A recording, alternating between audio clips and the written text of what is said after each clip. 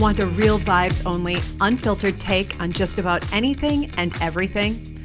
Entrepreneur, best-selling author, speaker, and busy mom, Chelsea Husum shares her unapologetic views about life, business, and this beautifully imperfect hot mess world we face each and every day with lip service and lashes. Now here's your host, Chelsea Husum. Hello, everyone. Welcome back to the Lip Service and Lashes podcast. I'm Chelsea Husum, your host. Today, you guys, I have a beautiful, beautiful friend, Brooke Berndt, with me. Brooke is a powerhouse business mentor and strategist with a proven track record across multiple industries, from brick and mortar to digital ventures. She's built and scaled businesses, including a bar, franchise, metal art company, and a successful network marketing enterprise, all while leading masterminds, retreats, and exclusive high-level dinners for women in business. They are amazing, you guys. With over 200 business launches under her guidance, Brooke empowers entrepreneurs to unlock cash flow, elevate their brands, and make a lasting impact. Wow. Brooke, thank you so much for being here. I'm honored, Chelsea. I'm so excited for you. Yes, thank you. Oh my gosh, thank you. Yes, I was like, yes, she needs to be on here. And you immediately said yes. So thank you. Yes, I was honored. Yes, I can't wait. I know we had met before, but I know we really chatted like was it last year already at the Empower Her conference? Yes. And we were like chatting and wandering around together. And girl, I just fell in love with you. You're amazing and I just love your energy, doing great things. Okay, can you I have questions for you, but can you tell the listeners, like, how'd you get to where you are today? Because you're doing some really amazing things, like as little or as much as you want to share. But how'd you get to where you are today? Wow. Well, that is, I will say I'm a woman of faith, so it's all God led, but I come from a long line of entrepreneurs. So my family has owned bars. My great uncle owned a bar. My grandmother owned a bar. My parents just sold their bar 40 years. So entrepreneurship has been in my blood for as long as I can remember. I mean, I had a lemonade stand. I mean, I did all the things. I was working at my parents' bar at 12. And so, I went to college. I didn't do well. I have ADHD terribly. It's just that paradigm does not work for me. And that's okay. But at the time, no one knew about ADHD or neurodivergent minds. So I went to college, almost flunked out, came back and told my dad, I was like, hey, why don't I just get a waitressing job? Like, why don't I just start waitressing until I find a job? And then, of course, what did that turn into? I was running the bar and living the dream at 23. So I ran our neighborhood bar for 3 years and then decided it was time for me to sign on the dotted line and get my own. But of course, it was sweat equity. It was alongside my family. So I signed a 10-year lease in a brick and mortar here in local to Denver. And I ran that by myself for 8 years. And I actually lost that bar due to redevelopment in 2010. 2008 hit and everybody's like, oh, 2008, it's no problem. And they're like, people still drink. I'm like, no, people went and drink at home. And it was a really tough go there, Chelsea. Like I was tested on a lot of levels. I saw big business, the really ugly side. I like big business, for certain things, but I saw the ugly side of it and was on the receiving end. So I walked up to my bar and there was a notice saying that we had 25 days to get out.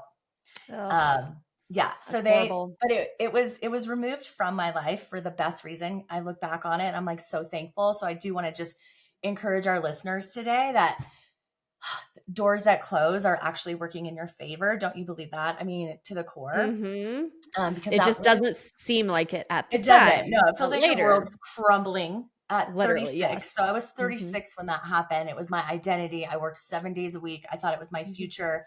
I just signed another 10-year lease. I was like, this is what I know, Yep. And when I lost it, I of course lost myself in the whole process, super depressed, gained weight. But through that, I was like walking down. So my bartender's mom owned a doggy, a pet sitting company. So I started walking dogs because I was like, Oh, I don't nice. want to. My dad's like, do you want to come work for me at our other bar? And I was like, I'm done. It was Mm-hmm. just, it was really hard.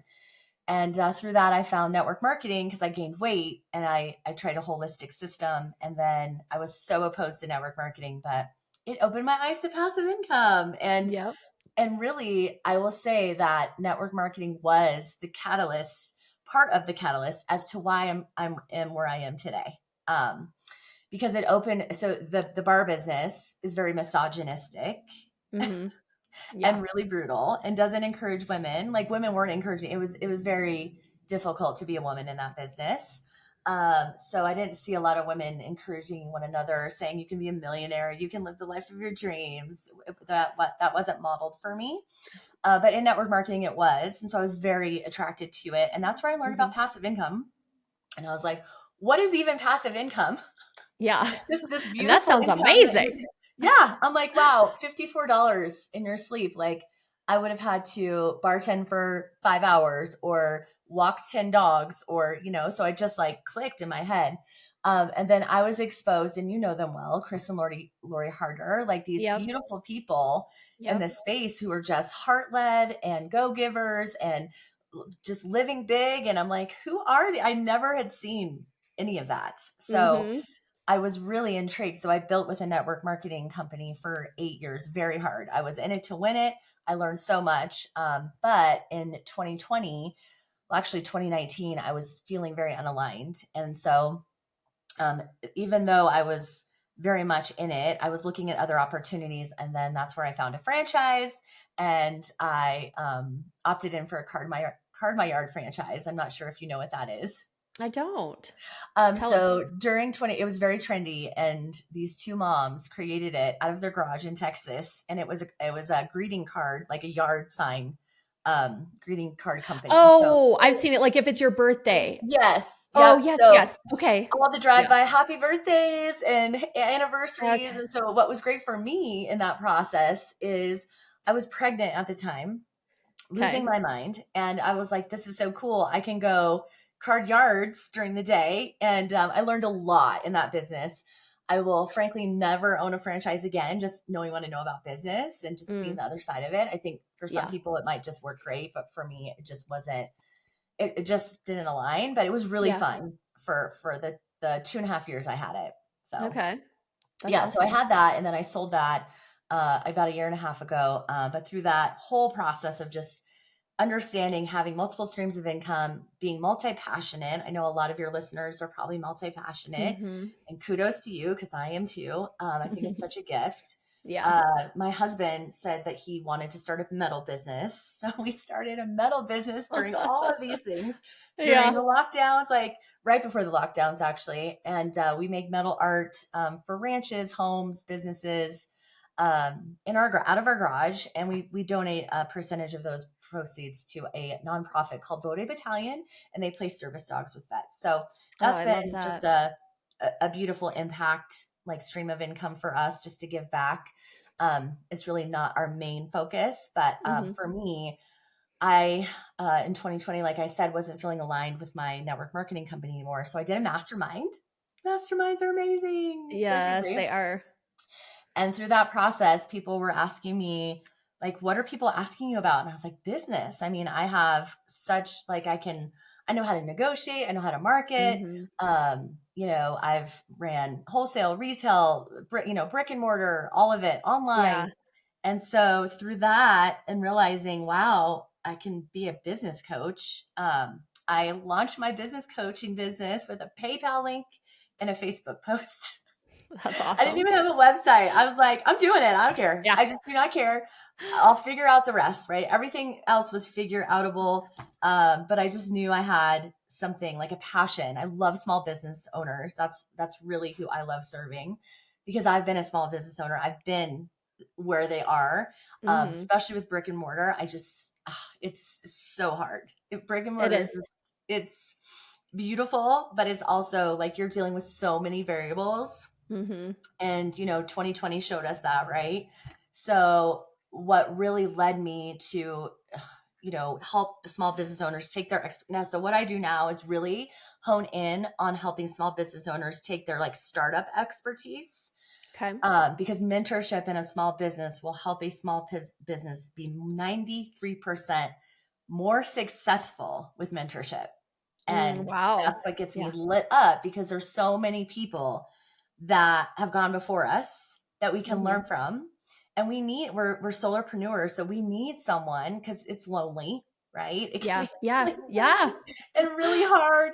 And so if you just have that person who's going to tell you, hey, this is normal, right? Because I Mm-hmm. sometimes think that we look at business, and if it's not, this like upward slope, right, then we're not on the right track. But it's actually, it's so It's this realistic to have squiggly squiggly mess of wiggly. a slope. Like, Yes. Yes. And yeah. that you're not always going to be not necessarily profitable, but Yeah. you're going to go backwards sometimes, just due to Yeah. life. I mean, it's just part of the process.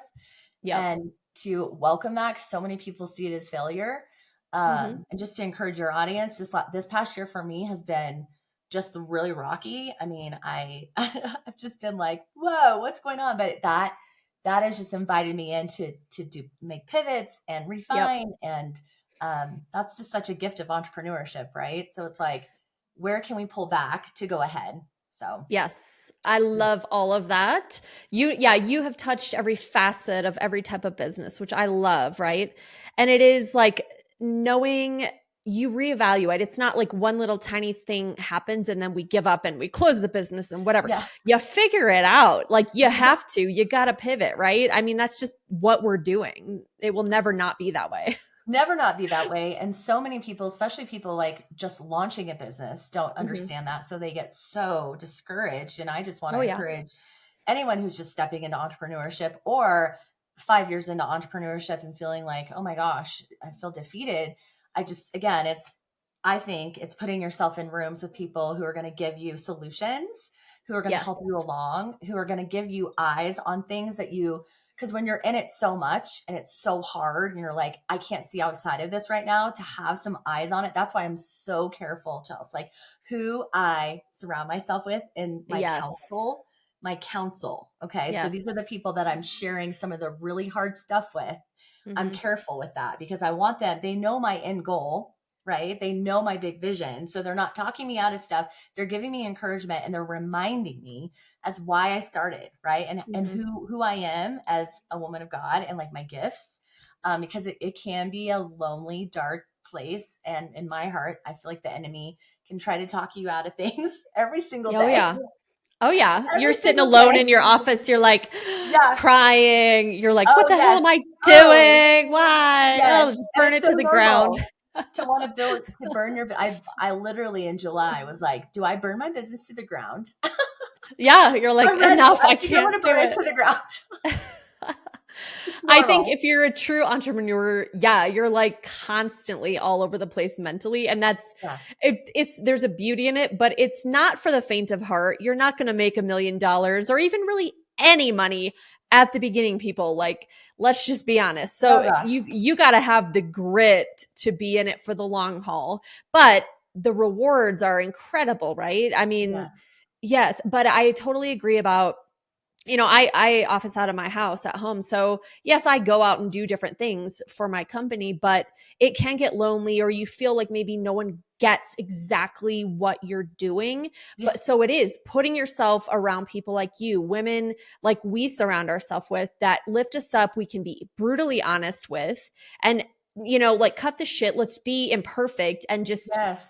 lift each other up. That's where it doesn't get lonely. You know what I Yeah. mean? So it's Oh, finding women you could talk business with. Like at Chris and Lori's event in January, I go to Phoenix. I'm chatting with this woman and she's like, "Oh, where are you from?" I'm like, "Oh, Denver." And she's like, "Oh, me too." I'm like, "Well, not really Denver." I'm like, "From a suburb in the South." She's like, "Oh, me too."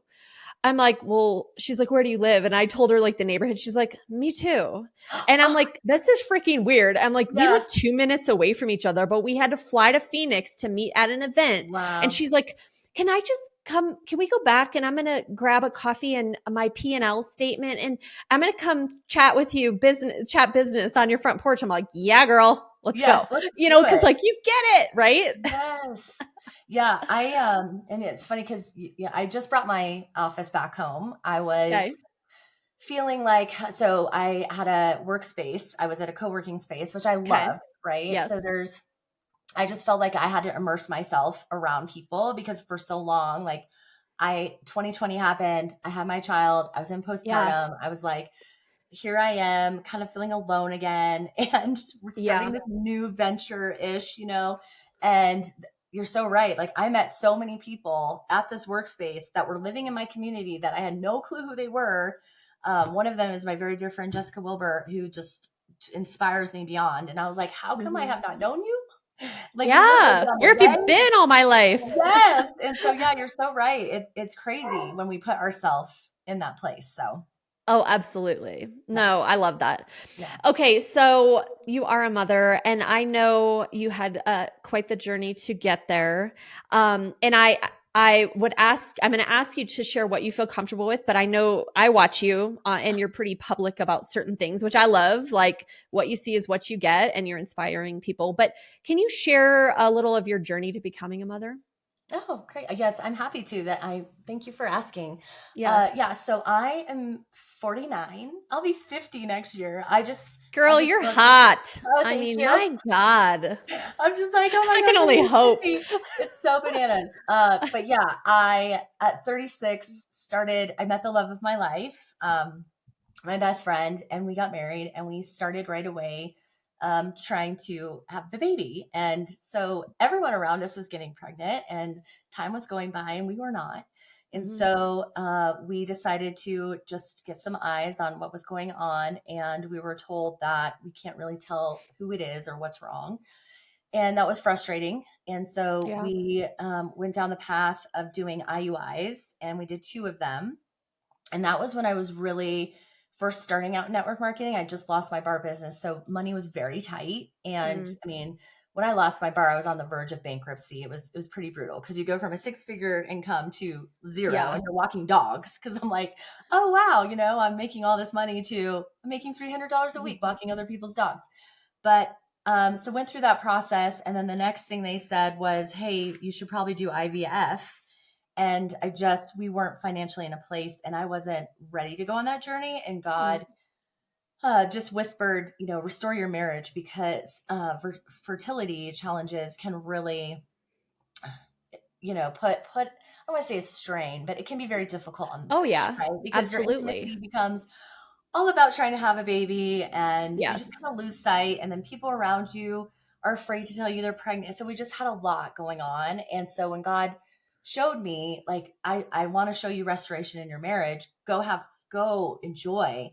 Mm. Um, I'm going to give you the message when you're ready.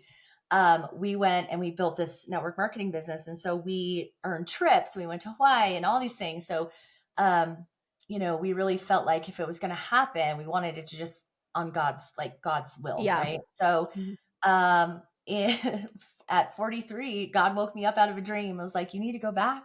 You need to go back to the fertility clinic. So I nudged my husband. I was like, it's time to go back. He's like, what? Because men, just as much as women, mourn the loss and they grieve and they kind of Mhm. put things out of their head too. So we went back and they basically told us that I did not have viable eggs. And so at Mm. 43, if I were to pursue it with my eggs, that it probably the whole process it wouldn't mature, like the egg wouldn't Okay. mature. So I prayed on it and the doctor at the time, he suggested egg donor IVF. Mm. And I was like, what is even that? And I was just so like, oh, I was really, Chelsea, like pretty devastated at the news because I was like, it's I'm me. It's sure. been me this whole time that Mm. has not necessarily held us back, but we now kind of have an understanding that it's probably been me. So Yeah. I had to process all that. I prayed really hard on it and I was like, God, show me your will. Is it your will that we do egg donor IVF or is it your will that I use my eggs? Because I will, whatever science says and doctor says, your will is the will, Yeah. our journey. So God showed us he speaks through people, and a very dear friend who actually had adopted said, Brooke, you'll be weaving that child into life. So just got the like, oh gosh, this is it. We need to pursue egg donor IVF. So we did. Okay. And a 2-year journey of that. So it was a 9-year total journey of fertility, trying to have a child. And we had our baby boy. I had him at 45. And so he is now 4. He's It so keeps cute. us on our toes, and all the glory to God in that for us. He is so good, and we are so thankful. That's amazing, honestly. I wanted to ask that because I know you share about it, and he's such a precious little boy. And I know so many people have gone through maybe not the exact same thing, but something similar. So thank you for sharing and just always being so open, because I think I'm sure you can attest to, just as like you sometimes feel alone in business, that can feel very lonely as well. Yes, very much so. And just to your listeners, I do get people message me about our journey because I am so open about it. And I will be writing a book, a memoir. Yes. Yes, with Samantha. But I am very open about it because I feel like if we start just having more conversations and less shame, because yes, 1 in 7, and I think it's going actually to 1 in 5 here soon. Couples will experience some form of fertility challenge. So, yeah, it needs to be talked about. And absolutely. Yeah. Well, that's exciting. Yes. I love it. Can't I wait love to it. buy that. Do you know Lisa? Yeah, Lisa White. Yes. Lisa. Yeah. Lisa, just IVF. Lisa and IVF are just like in my brain together. She's just amazing. And yeah, same, shares her journey as well. So you two are wonderful. So thank you for that. Okay. So, okay, you're juggling a million things. You're doing all the incredible things. I just want to ask you, so how do you balance ambition and being multi-passionate? Because I am too. And sometimes we're like, squirrel, there's a million, like I need to stop doing things. So how do you balance ambition and your personal family life? Like, how have you found any habits or boundaries or things that have really changed your life and how you show up for your family? I love that. That's a great question. So I used to do Zoom calls at night. I used to say yes to every networking event. I really, the ambition, I was putting it before my family, and it was creeping in. And my husband, we communicate so well. He's my best friend. And so we can have the hard conversation about, is this affecting our top value is our family. I mean, obviously it's my faith and family, but if it does kind of start to bleed in, so I do put limitations. I have really in the last year, just even with my clients, my coaching clients, really had guardrails over what I do. And so that's helped a ton. My support system is unreal, is unreal. That's awesome. And so I know that at any point in time, like for instance, dinner of dreams, my son was sick and my husband was at work, and you know how that is. Yeah. And so I'm like, how am I going to get all no. this done? And I have my son with me and I'm running errands. And so, I just, again, have so many amazing people in my corner. And so his godmother was like, just bring him over. And so it's just really, I think, what saddens me in the world we're living in right now is that we've gone and maybe you will agree with this, but I feel like we've gone so far away from like tribal stuff. Like, our ancestors grew up very much in a tribe. It was very close knit. Like if someone was hurt, someone would pick up the slack. Right. Yeah. And I feel like this independence, like I'm definitely not your boss babe girl. I'm not a boss babe.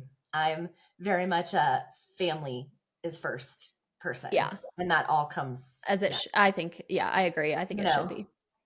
So, I think people understand that. And I actually just had a client who didn't understand that. And so, I hope I can give your, listeners today the permission to fire a client when that is not aligned. Cause I actually just had to do that. And it was so freeing. I'm sure. And I couldn't give the money back faster, Chelsea. I couldn't. Once I get back that money, I felt like this is Amazing. amazing because if you want me to share, I'll kind of share it, and this would probably help your audience. So, Yes, please. okay.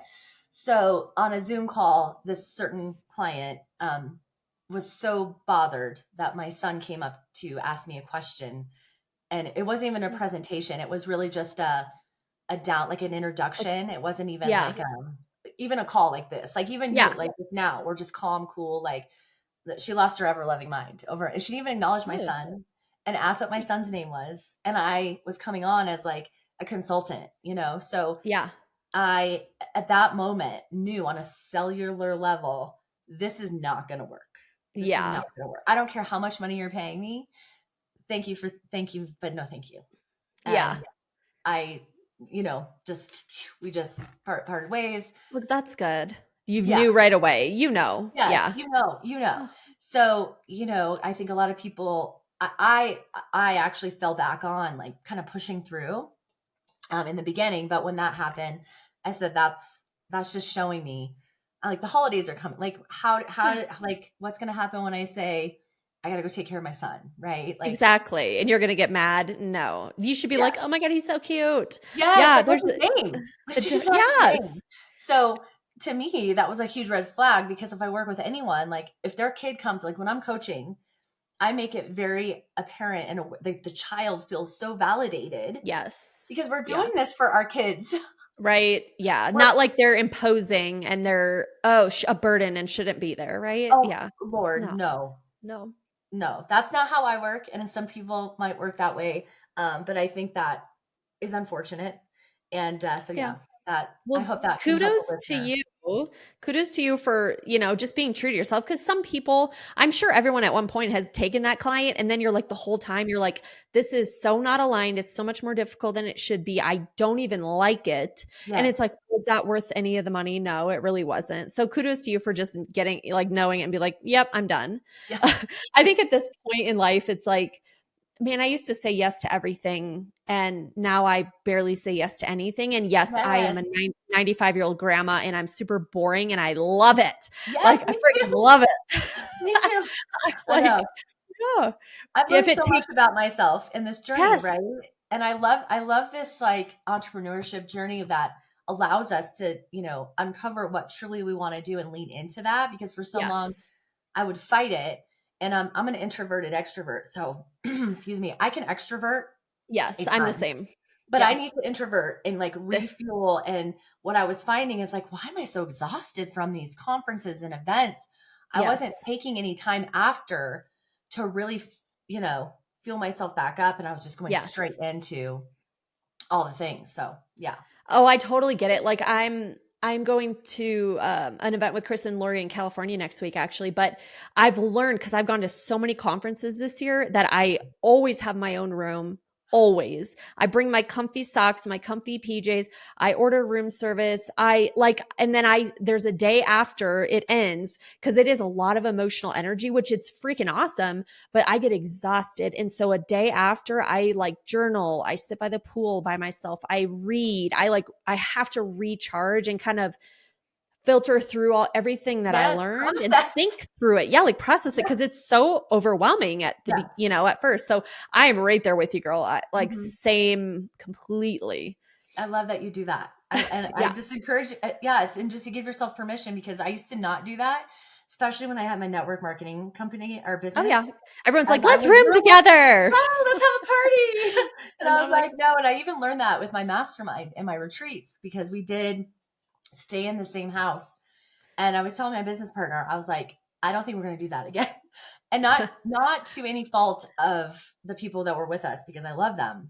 Yes. But I really needed to, detach myself from the day to show up for them the next day. And I felt like I couldn't do that because I was so wiped out. Ooh, I love it. So you are staying elsewhere, but they'll stay in a house to get like the community. I love that actually. That's really smart. That's really smart. And like show up and let them bond. And so, yeah. And, because there's so much that you're holding as the leader of the retreat, the mastermind. You're working with vendors, you're holding stuff that your attendees might be going through. Like that's me, right? Yeah. Yes. So we're empaths.